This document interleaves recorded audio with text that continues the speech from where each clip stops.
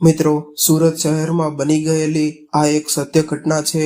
એક દીકરી સાથે તેના જીવનમાં એટલો બધો અન્યાય થયો કે તેને આખી જિંદગી આ અન્યાયનો સામનો કરવો પડ્યો. આ ઘટના તમારી આંખોમાં આંસુ લાવી દેશે. તો થોડો સમય કાઢીને આ કહાનીને અંત સુધી જરૂરથી સાંભળજો. દીકરાના લગ્નની ખુશીમાં રમેશભાઈ ખૂબ જ ઉત્સાહિત હતા. મનમાં ને મનમાં જ પોતાને બધાથી અમીર મહેસૂસ કરી રહ્યા હતા. લગ્નમાં આવેલા બધા જ મહેમાનોના મોઢા ઉપર નરેશભાઈનું નામ લેવાઈ રહ્યું હતું. આખરે તેમણે પોતાના સોફ્ટવેર એન્જિનિયર દીકરાની પૂરેપૂરી કિંમત વસૂલી લીધી હતી. ખૂબ જ રૂપિયાદાર ઘરની એકદમ સુંદર અને ભણેલી ગણેલી વહુને મેળવીને સ્વયં પોતાને ગંગામાં નહાયા હોય એવો અહેસાસ કરી રહ્યા હતા. રમેશભાઈએ એકદમ ધામધૂમથી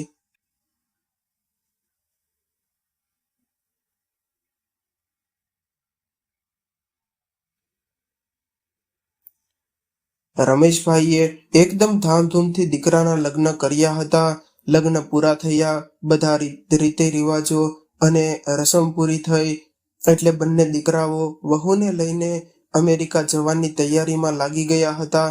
મોટો દીકરો ડોક્ટર હતો અને નાનો દીકરો એન્જિનિયર. એકદમ સુખી કુટુંબ હતું. મોટો દીકરો તો પહેલેથી જ અમેરિકામાં રહેતો હતો. તેની પત્ની પણ તેની સાથે જ હતી. બંને દીકરાઓને પત્નીઓ પણ ભણેલી ગણેલી મળી હતી. પરંતુ ખબર નહીં, ન જાણે કેમ રમેશભાઈએ તેની દીકરીના લગ્ન નાની ઉંમરમાં જ કરાવી દીધા હતા. જો તેઓ દીકરીને થોડું ઘણું વધારે ભણાવી લીધી હોત તો સારું હતું. જો તેમની દીકરી ભણેલી ગણેલી હોત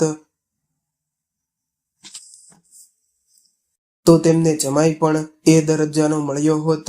ભણ્યા ગણ્યા વગરની અભણ છોકરીઓ સ્વીકાર કોણ કરે? એમાં પણ દહેજ આપવાની રકમમાં રમેશભાઈ કંજૂસી કરી રહ્યા હતા. ક્યારેક આખો પરિવાર ભેગો થતો ત્યારે દીકરીનો પરિવાર તેમના બધાથી સાવ અલગ દેખાતો હતો. ક્યારેક દીકરી પોતાની માને ફરિયાદ કરતી કે માં, તમે મારામાં અને ભાઈઓમાં આટલો બધો ભેદભાવ કેમ રાખ્યો છે? ત્યારે સામે એટલું જ સાંભળવા મળતું કે દીકરી, આ બધું તો કિસ્મતનો ખેલ છે. ભગવાન ઉપરથી જ બધાનું નસીબ લખીને આ દુનિયામાં મોકલે છે.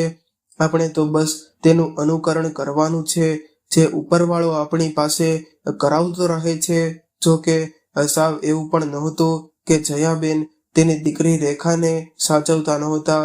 માં જ્યારે તહેવારમાં દીકરીને ઘરે બોલાવતી ત્યારે તેને વિદાય કરતી વખતે દીકરીને 4-5 સાડીઓ, જમાઈ માટે કપડાં, બાળકો માટે રમકડા, આ બધું ભેગું કરીને આખો થેલો ભરીને આપતા.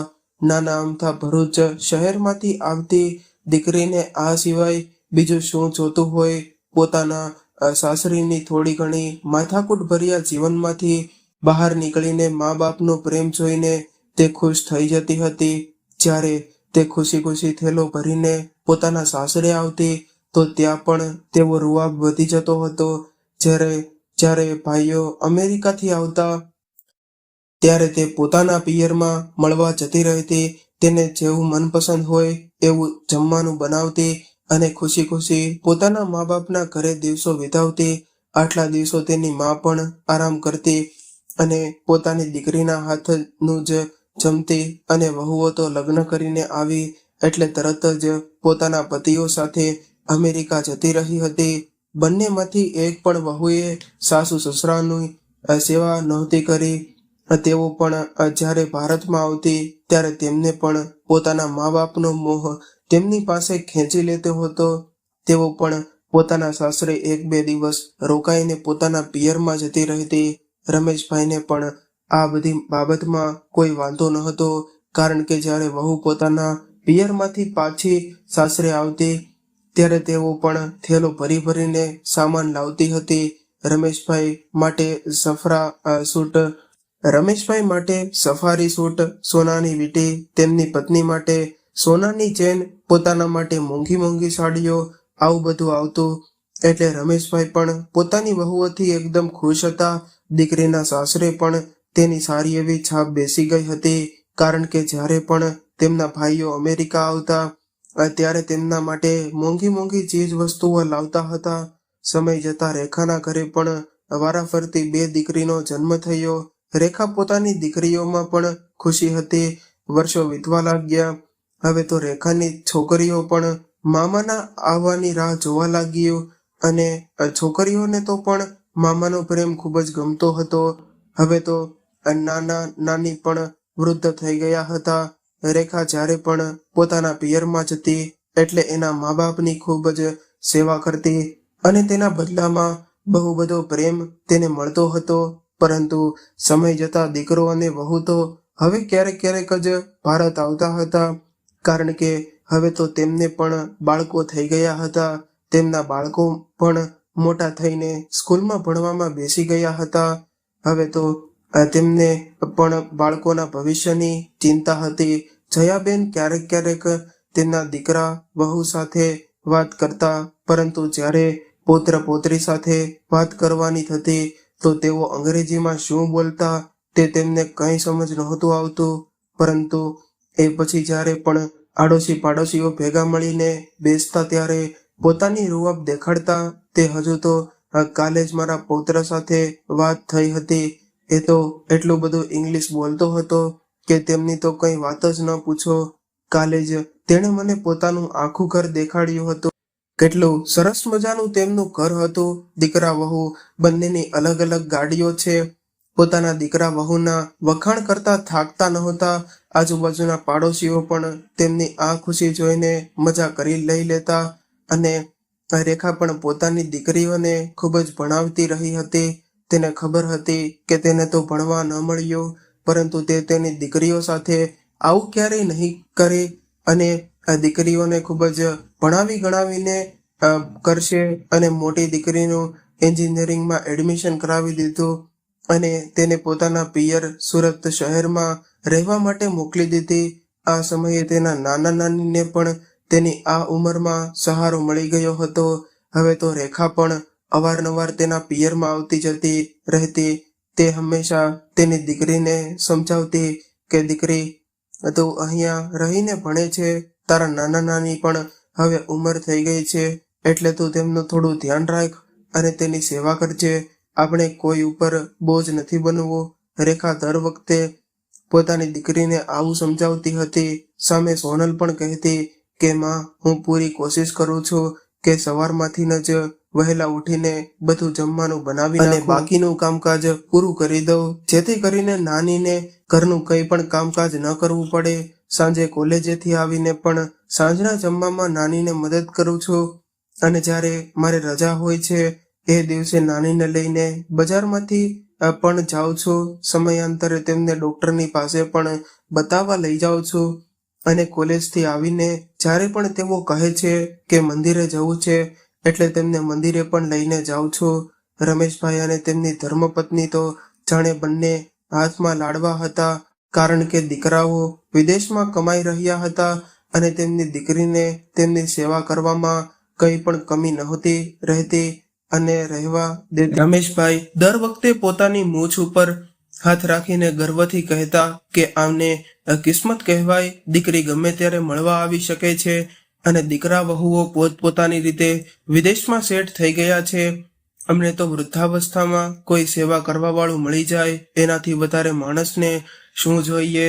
રેખા પણ પોતાના મા બાપની આ વાત સાંભળીને ખૂબ જ ખુશ થઈ જતી હતી, કારણ કે તે ખુશ હતી કે તેની દીકરી આટલી બધી સંસ્કારી છે, ભણવામાં હોશિયાર છે અને સાથે સાથે ઘરકામમાં પણ આટલી બધી હોશિયાર છે અને પોતાના મા બાપની ખૂબ જ સેવા કરે છે. રેખાની દીકરીનું ભણવાનું પૂરું થયું એટલે તેને પણ મુંબઈ શહેરમાં એક સારી કંપનીમાં નોકરીની ઓફર મળી ગઈ, એટલે તે મુંબઈ રહેવા જતી રહી. જ્યારે તે જઈ રહી હતી ત્યારે રમેશભાઈ અને જયાબેન દીકરીને કહી રહ્યા હતા કે દીકરી, અમને તારી ખૂબ જ યાદ આવશે. અમને તારી સાથે રહેવાની આદત પડી ગઈ હતી, પરંતુ દીકરી, સમય મળે ત્યારે તું અમને મળવા આવતી રહેજે. સોનલ પણ પોતાના મા બાપના સપનાઓ પૂરા કરવા માટે મુંબઈ જતી રહી. હવે તો રમેશભાઈ અને તેમના ધર્મપત્ની એકલા રહી ગયા હતા. તેઓ પોતાના દીકરાઓને ફોન કરીને કહેતા હતા કે હવે તો તમે અમેરિકાને તમારું જ ઘર બનાવી લીધું છે કે શું, ક્યારેક પાછા આવશો કે નહીં? એટલે સામે દીકરા પણ કહેતા હતા કે શું કરીએ પિતાજી, અહીંયા સારી નોકરી મળી ગઈ છે, બાળકો પણ અહીંયા જ માહોલમાં ટેવાઈ ગયા છે, હવે ખબર નહીં દીકરાઓનું મન ભારતમાં લાગશે કે નહીં, એટલા માટે અમે અહીંયા જ રહેવા માંગીએ છીએ. ત્યારે રમેશભાઈ કહેતા કે દીકરા, જો એવું હોય તો અમને તમારી સાથે અમેરિકા તેડાવી લ્યો, હવે અમારી ઉંમર થઈ રહી છે, અમારે પણ સેવા છાકરીની જરૂર છે. એટલે સામેથી દીકરાઓએ કહ્યું કે પિતાજી, તમે અહીંયા આવી જશો તો કારણ વગરના તમે હેરાન પરેશાન થઈ જશો, તમને તો અહીંયા કોઈની ભાષા સમજાશે નહીં અને અહીંયાના આ માહોલમાં રહેવાનું જમવાનું અને તમને જરા પણ પસંદ નહીં આવે. ત્યારે રમેશભાઈએ કહ્યું કે દીકરા, ભલે એ બધું ગમે એવું હોય, પરંતુ ત્યાં આપણું પોતાનું ઘર તો હશે ને. દીકરા વહુ પૌત્ર પૌત્રીઓ સાથે થોડો સમય વિતાવીને મને લગાવી લઈશું અને જમવાનું તો જેવું જમવું હશે એવું બનાવી લઈશું. એમ પણ હવે બહારનું ક્યાં અમે કંઈ ખાઈએ છીએ, પરંતુ હવે અહીંયા એકલા અમારું મન નથી લાગતું. એટલે દીકરાએ કહ્યું કે પિતાજી, તમે કહો એવું અહીંયા કંઈ નથી, કારણ કે ઘરમાં જમવાનું પણ બાળકોના પસંદનું બને છે. બાળકો પણ અહીંયાની રહેણી કરણીમાં ટેવાઈ રહેલા છે, તેમને પણ આપણા ભારત જેવું જમવાનું જરા પણ પસંદ નથી આવતું. અને જો તમારા અને અમારા માટે બધા માટે અલગ અલગ બનાવીએ તો અહીંયા ખૂબ જ ખર્ચો લાગી જાય છે, એટલે બધા માટે એક સરખું જ બનાવવું પડે છે. રમેશભાઈ તેના બંને દીકરાઓ સાથે અલગ અલગ વાત કરતા હતા, પરંતુ બંનેનો કહેવાનો મતલબ તો એક જ હતો. એક દિવસ ગુસ્સામાં રમેશભાઈએ કહી દીધું કે દીકરા, તમે ભલે ગમે એ કરતા હોય, પરંતુ વહુ તો અહીંયાની જ છે ને, તેઓ થોડી કઈ વિદેશની છે તો તેઓ અમારા લાયક જમવાનું પણ ન બનાવી શકે. એટલે દીકરાએ કહ્યું કે પિતાજી, અહીંયા અમારા ઘરનું પણ એક રૂટીન છે, વહુઓ પણ પોતપોતાના હિસાબે રહે છે. જો તમે એવું વિચારતા હોય કે અહીંયા પણ તમને ત્યાં ભારતની જેમ 3 સમયનું જમવાનું મળે અને ગરમા ગરમ નાસ્તો મળે અને બધું જમવાનું તમને સમયસર ગરમા ગરમ મળતું રહે, તો એ બધું અહીંયા નથી થઈ શકે એમ. એથી સારું છે કે તમે ત્યાં જ રહો. એમ પણ રેખાનો તો તમને થોડા થોડા સમયે મળવા આવતી રહે છે. જુઓ, તમારે વધારે કંઈ જરૂર હોય તો રેખાને જણાવી દેજો, એ તો તમને ગમે એ સમયે મળવા આવતી રહેશે. દીકરાઓની આવી વાતો સાંભળીને રમેશભાઈના ધર્મપત્ની જયાબેને કહ્યું કે હજુ તો આપણે એમને ત્યાં ગયા નથી, તો પણ તેઓ આપણી સાથે આવી રીતે વાત કરી રહ્યા છે, પરંતુ જો આપણે એકવાર ત્યાં જતા રહીએ તો આપણી હાલત કેવી થઈ જશે. ત્યાં આપણે હેરાન થવાનો જ સમય આવશે. આપણે એમને ભણાવી ગણાવીને મોટા કર્યા, એનું આજે આપણને આ પરિણામ મળી રહ્યું છે. હવે તો આપણા દીકરા કે વહુઓ આપણને તેમની પાસે બોલાવે તો પણ ક્યારેય હું તેમની પાસે નહીં જાઉં. જયાબેને હૃદય ભરાઈ ગયું. તેમણે તેમની દીકરી રેખાને ફોન કરીને રડતા રડતા આ બધું જણાવી દીધું. રેખાથી પણ પોતાની માનું આ દુઃખ જોવાઈ નહોતું રહ્યું. તેણે પણ રૂંધાયેલા અવાજમાં કહ્યું કે માં, હૃદય નાનું ન કરો, બની શકે કે ભાઈઓને કંઈ તકલીફ હશે એટલે તેઓ તમને ત્યાં બોલાવી નથી રહ્યા. જયાબેને કહ્યું કે આ દીકરી જે મા બાપે સુખ દુઃખ વેઠીને દીકરાઓને મોટા કર્યા, હવે એ જ મા બાપ હેરાન થઈ રહ્યા છે. હવે તો રોજે સવારે જયાબેને રેખાને ફોન કરી દેવા અને પોતાના દુઃખો સંભળાવતા રહેતા. એક દિવસ જયાબેને કહ્યું કે રેખા, તારી દીકરી અમારી સાથે રહેતી હતી ત્યારે તો કમસે કમ એમને સમયસર જમવાનું મળતું હતું, આખું ઘર પણ સાફસૂફ રહેતું હતું, પરંતુ હવે તો નોકરોના ભરોસે જીવન ગુજારી રહ્યું છે. ન તો ઘરમાં સરખી સાફ સફાઈ થઈ રહી છે અને ના તો જમવામાં કોઈ સ્વાદ આવી રહ્યો છે. આ સાંભળીને રેખાનું મન પણ મા બાપ ઉપર ભરાઈ આવ્યું. એટલે તેણે પોતાના પતિને કહ્યું કે હું મારા પિયર મારા મા બાપને મળવા જઈ રહી છું. મારા મા બાપ સાવ એકલા પડી ગયા છે. એટલે રેખાના પતિએ પણ કહ્યું કે હા, તું થોડા દિવસ માટે મા બાપને મળવા જતી રહે, અહીંયાનું હું બધું સંભાળી લઈશ. રેખા થોડા દિવસ માટે પોતાના મા બાપના ઘરે રોકાવા માટે જતી રહી. તે વહેલી સવારમાં ઉઠીને જ ઘરનું બધું કામકાજ કરવામાં લાગી જતી અને મા બાપ માટે ગરમા ગરમ નાસ્તો અને જમવાનું બનાવી નાખતી. રેખાએ એ અઠવાડિયામાં આખા ઘરની હાલત બદલી નાખી. તેની માં પણ દીકરીના હાથનું ગરમા ગરમ જમવાનું જમીને આરામથી સૂઈ જતા હતા. પોતાની માને આરામથી સૂતેલા જોઈને રેખાનું મન પ્રસન્ન થઈ જતું. તે પણ ખુશી ખુશી આરામ કરવા લાગતી અને પોતાની મા પાસે રહીને તેને પણ સારું લાગી રહ્યું હતું. રેખાને પણ પોતાના બંને ભાઈઓના આવા વર્તન પસંદ નહોતા આવતા, પરંતુ એ શું કરી શકવાની હતી. બેચારીએ પણ પોતાનું જીવન જેમ તેમ કરીને વિતાવતું હતું. જોકે રેખાને પતિ સારા સ્વભાવનો મળી ગયો હતો, એટલે તેને પોતાના ઘરે કંઈ વાંધો નહોતો. થોડા વર્ષો એમ જ વીતી ગયા. રેખાની દીકરીઓ પણ લગ્નને યોગ્ય થઈ ગઈ હતી.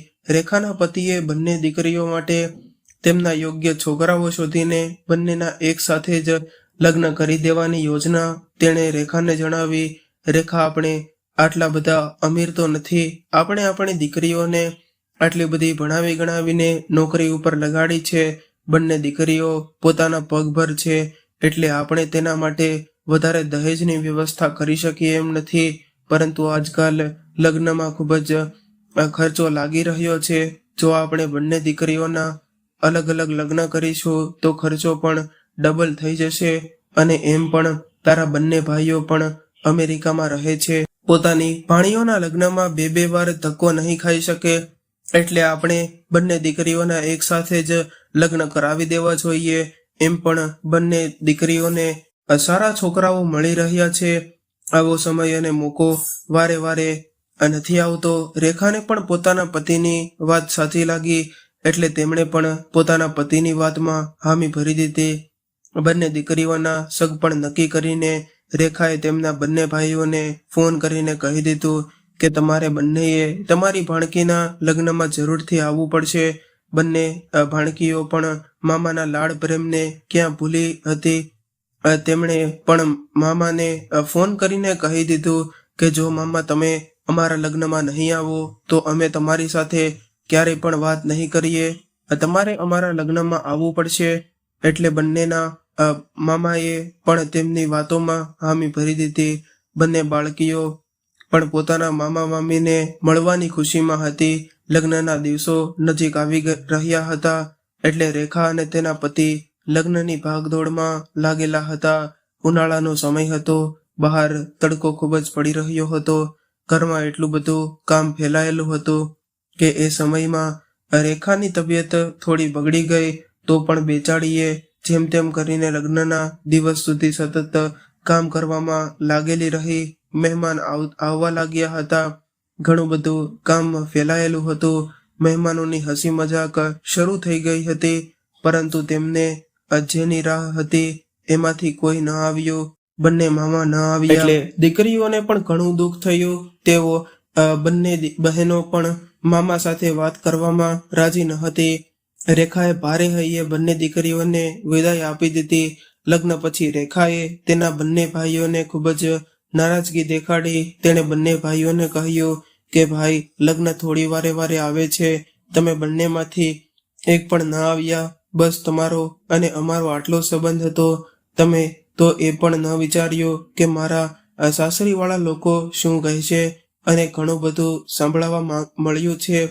આ વાત ઉપર તેના ભાઈએ કહ્યું કે અરે બેન, એવું કંઈ નથી. થોડી હોય, આપણો તો ભાઈ બહેનનો સંબંધ છે, પરંતુ શું કરીએ, બાળકોની પરીક્ષાઓની તૈયારીઓ ચાલી રહી હતી, એટલે ત્યાં કેવી રીતે આવી શકીએ. અને જો આમ અચાનક જ 2 દિવસ માટે ભારત આવ્યો હોય તો ત્યાંથી પાછા આવવાનું મન ન થાય. એટલે અમારે આવી રીતે કેમ આવવું. એટલે રેખાએ ભાઈઓ સાથે વધારે માથાકૂટ ન કરતા શાંતિથી કહ્યું કે હા ભાઈ, હું બધું સમજી શકું છું, કંઈ વાંધો નહીં. હવે તમને જ્યારે સમય મળે ત્યારે આવજો. પોતાના ભાઈઓ સાથે વાત કરીને રેખાનું મન તો હળવું થઈ ગયું, પરંતુ તેની શારીરિક તબિયત સારી ન થઈ. રાત્રે તેને ખૂબ જ તાવ વધી જાય છે. હવે તો દીકરીઓ લગ્ન કરીને પોતાના સાસરે જતી રહી હતી, એટલે ઘરનું બધું જ કામકાજ તેણે પોતાને જ કરવું પડતું હતું. આ બધા દિવસોમાં એક દિવસ રેખાના પિતાજીનો ફોન આવ્યો. તેઓ કહેવા લાગ્યા કે દીકરી, તારી માની તબિયત સારી નથી. હું તેમને ડોક્ટરની પાસે લઈને બતાવવા માટે ગયો હતો. એમણે ઓપરેશન કરવાની સલાહ આપી છે. જો દીકરી તું અહીંયા આવી જા તો સારું રહેશે. તારા બંને ભાઈઓને પણ મેં ફોન કરીને જણાવી દીધું છે. હવે જોઈએ શું થાય છે. જો બંને ભાઈઓમાંથી એક ભાઈ અહીંયા આવી જશે તો સારું રહેશે, નહીંતર દીકરી અમારે તો તારો જ સહારો લેવો પડશે. દીકરી, હું સાવ એકલો પડી ગયો છું. પોતાના પિતાજીના શબ્દો સાંભળીને રેખાએ રૂંધાયેલા સ્વરમાં કહ્યું કે પિતાજી, ઓપરેશન ક્યારે છે? જો બંનેમાંથી એક ભાઈ આવે તો સારું રહેશે, નહીંતર હું તો અહીંયા છું જ. રેખાને પોતાની માની ચિંતા થવા લાગી હતી. ડોક્ટરે ઓપરેશનની તારીખ પણ જણાવી દીધી હતી, એટલે રેખાએ તેના ભાઈઓને ફોન કર્યો. બંને ભાઈઓ બસ એક જ વાત કહીને કે બેન, તું ત્યાં મમ્મી પપ્પા પાસે છો એટલે અમને થોડી શાંતિ છે, નહીંતર તો મા બાપની જવાબદારી અમારી હતી.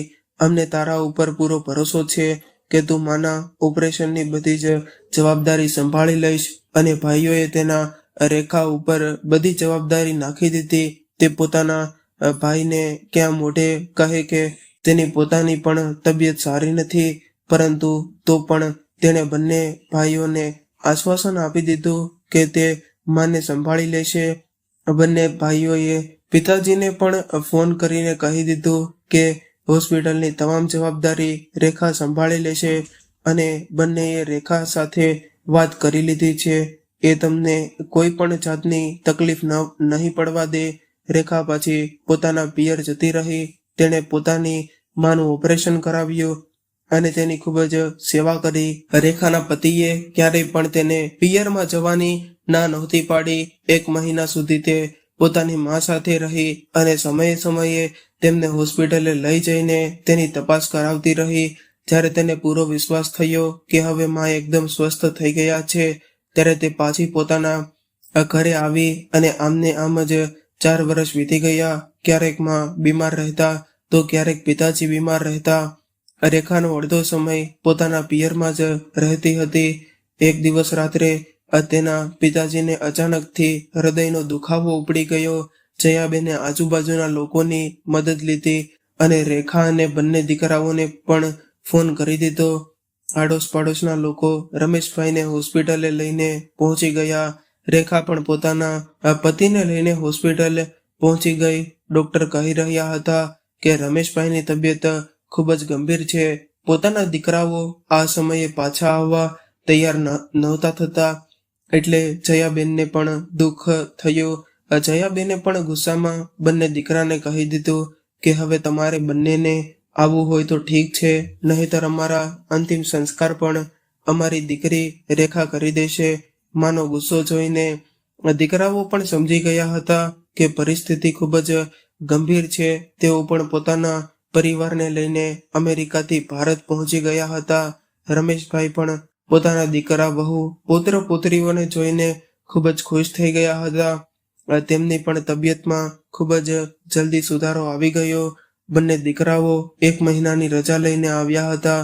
રેખા તો હોસ્પિટલેથી આવીને તરત જ પાછી પોતાના સાસરે આવી ગઈ હતી. અહીંયા દયાબેન રસોડામાં રસોઈ બનાવવા લાગી જતા. એટલી ગરમીના રેબઝેબ થઈને બહાર નીકળતા. બંને વહુ તો સવારમાં મોડે સુધી આરામ કરતી. તેઓ તો પોતાના રૂમની અંદરની બહાર જ નહોતી નીકળતી.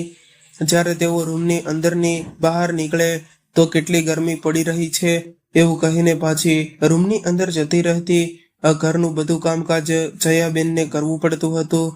આ બધું જોઈને જયાબેનને દુઃખ તો ઘણું થતું હતું, પરંતુ આટલા વર્ષો પછી દીકરા વહુને સામે જોયા એટલે તેઓ તરત જ ખુશ થઈ જતા. એક દિવસ રાત્રે બંને ભાઈઓ પોતાના પિતાજીની પાસે બેસીને પોતાના બાળપણને યાદ કરી રહ્યા હતા. રમેશભાઈ પણ ખૂબ જ ખુશ નજર આવી રહ્યા હતા. નાના દીકરાએ વાતની શરૂઆત કરી, પિતાજી, હવે તમે આપણા ગામડે રહેલી જમીનનું શું કરશો? હવે તો તેમાંથી કંઈ પણ ઉપજ નથી મળતી તો આપણે તેને વહેંચી નાખીએ. એમ પણ આજકાલ જે લોકો જમીન વાવતા હોય એ લોકો જમીન ઉપર કબજો કરી લે છે. અને એમ પણ અમે બંને ભાઈઓ તો હવે અહીંયા રહેતા નથી. તમારી તબિયત પણ સારી નથી રહેતી, એટલે હવે તમે પણ ગામડે નથી જઈ શકતા. હવે તો એ ગામડાની જમીન આપણા કોઈ કામની નથી રહી. અમારે તો ઘણા વર્ષો થઈ ગયા ગામડે નથી ગયા. એને હવે તો ખબર નહીં આપણે ક્યારે જવાનું થશે કે નહીં. જયાબેન પણ પોતાના પુત્ર અને પૌત્રીઓના મોહમાં ગાંડા થઈ ગયા હતા. ચિંતામાં પણ હતા. અવારનવાર સમયમાં બંને પતિ પત્નીમાંથી એકને કંઈ થઈ જતું તો બીજાનું શું થશે. એટલે તેમણે પતિને કહ્યું કે આપણે આપણી મિલકતનો ભાગ પાડી નાખીએ. આજે તો આપણા દીકરાઓ પણ અહીંયા આપણી સાથે છે. ન કરે નારાયણ, કાલે આપણે આ દુનિયામાં ન રહીએ તો આપણી મિલકત ઉપર બીજા લોકોએ પોતાનો હક જમાવી લેશે. એ કરતાં તો આપણે આપણી મિલકતનો ભાગ પાડી નાખીએ. ગામડે જમીન મકાન છે એ બધું વેચીને સરખો ભાગ કરી નાખીએ. એટલે છોકરાઓએ ઉપાધિ નહીં. એટલે રમેશભાઈએ કહ્યું કે હા, તું વાત તો સાચી કહી રહ્યો છો. જો આપણે મરી જઈશું તે એ પછી આ બંને દીકરાઓમાંથી કોઈ પણ અહીંયા ભારતમાં રહેવા નહીં આવે. અત્યારે તો આપણા દીકરાઓ અને તેના બાળકો પણ અહીંયા આવ્યા છે, એટલે તેઓ પણ આપણા મકાન અને જમીન જોઈ લેશે અને તેમના હક હિસ્સાની પણ વાત થઈ જશે. નહીતર તો આપણા મરી ગયા પછી આપણને કોણ યાદ કરશે? આપણે જીવતા છીએ તો પણ તેમને આપણા માટે સમય નથી. પતિ એ જેવો જ પોતાનો નિર્ણય દીકરાઓની સામે રાખ્યો એટલે બંને દીકરાઓ તેમની વાતમાં રાજી થઈ ગયા. રમેશભાઈએ પોતાના આખા પરિવાર સાથે ગામડે પહોંચી ગયા અને દીકરાઓએ પણ અમેરિકામાંથી વધારે સમયની રજા લઈ લીધી હતી.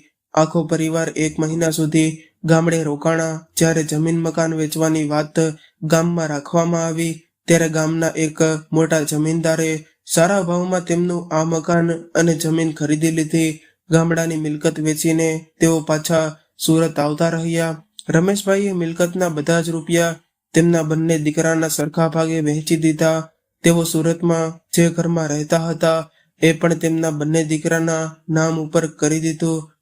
પોતાની પાસે રહેલા જૂનવાણી સોનાના દાગીનાઓ હતા એ પોતાની પત્ની જયાબેનને આપી દીધા. પરંતુ તેમના મૃત્યુ પછી પણ એક ઘરેણામાંથી કેટલું ઘરેણું કોને મળવું એનો હક હિસ્સો નક્કી કરી લીધો. પરંતુ જ્યાં સુધી તેઓ જીવિત છે ત્યાં સુધી તેમને આ ઘરેણાં પહેરવાના. જ્યારે તેનું મૃત્યુ થઈ જાય તે પછી બધાને વચ્ચે પોતાનો હિસ્સો મેળવી લેવાનો.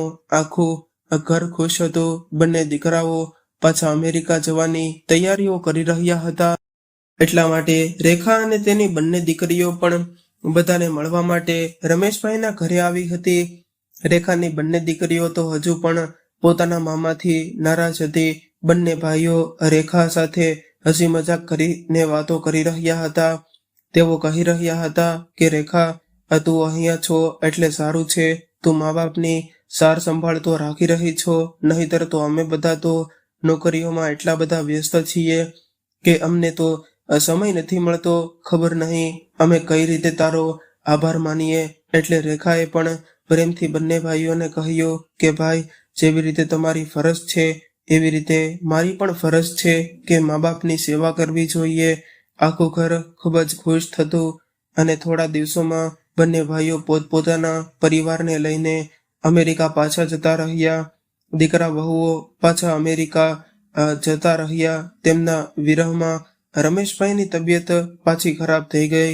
રેખાએ પોતાના પિયરમાં આવીને મા બાપની ખૂબ જ સેવા કરી. પરંતુ આ બધા દિવસોની વચ્ચે જ જયાબેન સ્વર્ગે સિધરી ગયા. બંને દીકરાઓને જાણ કરવામાં આવી એટલે તેઓ પણ તરત જ પાછા ભારત આવી ગયા.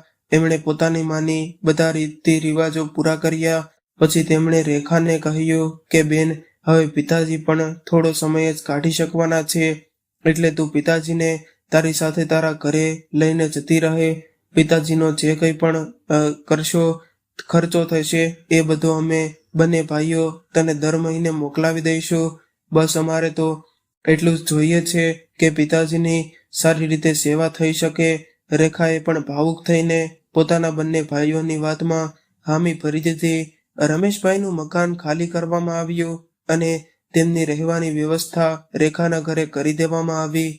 મકાન ખાલી કરતા સમયે જયાબેનની મોંઘી મોંઘી સાડીઓ રેખાને આપતા તેની મોટી ભાભીએ કહ્યું કે જુઓ દીદી, જ્યારે મિલકતનો ભાગ પડી રહ્યો હતો ત્યારે માએ કહ્યું હતું કે તેમની આ બધી મોંઘી સાડીઓ રેખાને આપી દેજો, કારણ કે તેમની બધી યાદો તેની સાથે રહે. રેખાએ સહજતાથી આ બધો સ્વીકાર કરીને પોતાની ભાભીનો આભાર માન્યો. રેખા પિતાજીને લઈને પોતાના ઘરે જવા માટે રવાના થઈ ગઈ અને પોતાના ઘરે આવીને તે ધ્રુસકે રડી પડી. મનમાં ને મનમાં ન જાણે કેટલા બધા સવાલો ઉઠી રહ્યા હતા. તે મનમાં કહી રહી હતી કે માં, મારી સાથે આટલો બધો ભેદભાવ શા માટે? જ્યારે મકાન મિલકતના ભાગ પાડવામાં આવ્યા ત્યારે તો તમે મને જાણ પણ ન કરવામાં આવી. ગામડાની મિલકત ક્યારે વેચી નાખી એ પણ મને ખબર ન પડવા દીધી. મારે તો એમાંથી થોડો ઘણો પણ હક હિસ્સો નહોતો જોતો. મારા ઘરે તો બધી સુખ સુવિધા છે. જો કે મને પિતાજીની સેવા કરવામાં કંઈ વાંધો નથી, પરંતુ મા બાપની જવાબદારી વારસદાર હું અને મકાન મિલકતના વારસદાર તમારા દીકરાઓ. માં, મેં તમારા દીકરા ઘરમાં દીકરી બનીને જન્મ લીધો એ જ મારી સૌથી મોટી ભૂલ.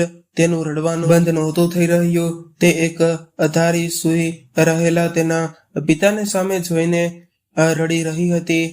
રેખા મનોમન ઘણું દુઃખ સહન કરી રહી હતી, પરંતુ તે કોઈને પણ કહી શકે એમ નહોતી. જ્યારે રેખાનો પતિ તેની સામે આવ્યો તો તેને ગળે વળગીને રેખા ખૂબ જ રડી.